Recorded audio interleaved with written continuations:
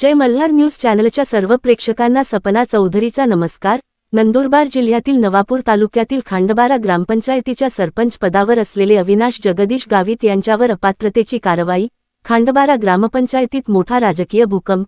सरपंच अविनाश गावित अपात्र होताच पंचायतचे उपसरपंच योगेश चौधरी यांच्याकडे सोपविला प्रभारी सरपंच पदाचा पदभार।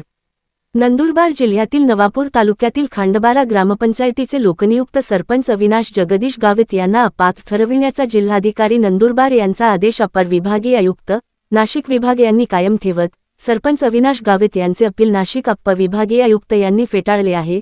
त्यामुळे खांडबारा ग्रामपंचायतीत मोठा भूकंप झाला आहे।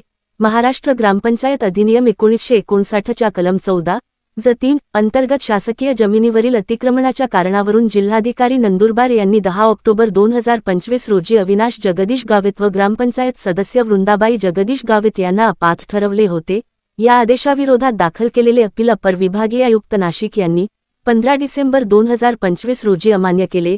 अपर आयुक्तांनी दिलेल्या निर्णयात मौजे खांडबारा येथील सर्वोदय कॉलनीतील शासकीय मालमत्ता क्रमांक 460 व 461 वर अतिक्रमण झाल्याचे उपलब्ध कागदपत्रांवरून सिद्ध होत असल्याचे नमूद करत जिल्हाधिकाऱ्यांच्या आदेशात हस्तक्षेप करण्याची आवश्यकता नसल्याचे स्पष्ट केले आहे। उपसरपंच योगेश चौधरी यांच्याकडे प्रभारी सरपंच पदाचा कार्यभार देण्यात आला आहे। दरम्यान अपर विभागीय आयुक्तांच्या निर्णयाच्या पार्श्वभूमीवर पंचायत समिती नवापूर यांनी तात्काळ आदेश जारी केला असून खांडबारा ग्रामपंचायतीच्या सरपंच पदाचा तात्पुरता कार्यभार उपसरपंच योगेश भगवान चौधरी यांच्याकडे सोपविला आहे।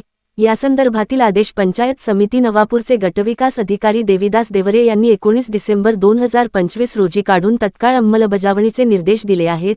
या निर्णयामुळे खांडबारा ग्रामपंचायतीत राजकीय उलथापालथीला सुरुवात झाली आहे। पुढील घडामोडी कायमस्वरूपी सरपंच निवडीची प्रक्रिया व प्रशासकीय निर्णयांकडे ग्रामस्थांचे लक्ष लागले आहे। सपना चौधरी, जय मल्हार न्यूज, नंदुरबार।